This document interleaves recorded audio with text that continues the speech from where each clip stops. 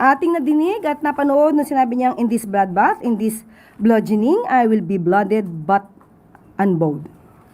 So, meron siya naging basihan at nakita rin natin to sa social media.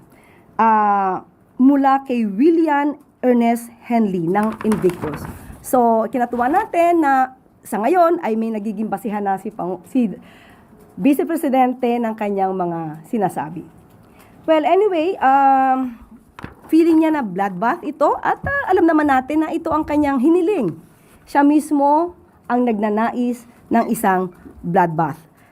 But sa kanyang maiksing salita, kahapon ay wala pa rin tayong nadinig na pagtanggi sa mga akusasyon na ibinabato sa kanya.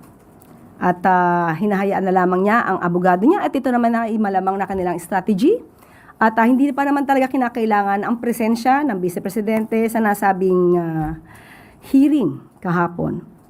Pero mas nanaisin siguro ang taong bayan na madinig mismo kay Vice Presidente ang pagtanggi ng mga akusasyon sa kanya, hindi lang puro technicalities ang ginagawang depensa. But does the palace agree that the impeachment trial will be a bloodbath and bludgeoning, like what VP Sara said? Katulad na sa sinabi sa Invictus. Kung yun po ang kanyang iniisip at kanyang opinion, ay hindi naman natin na siya mapapahinto sa kanyang pagsasalita patungkol dito.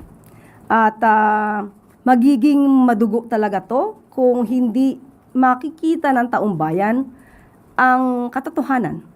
At yan naman ang hinahanap ng ating mga kababayan, malaman ano ba talaga ang mga katotohanan sa mga ibinabato sa kanya.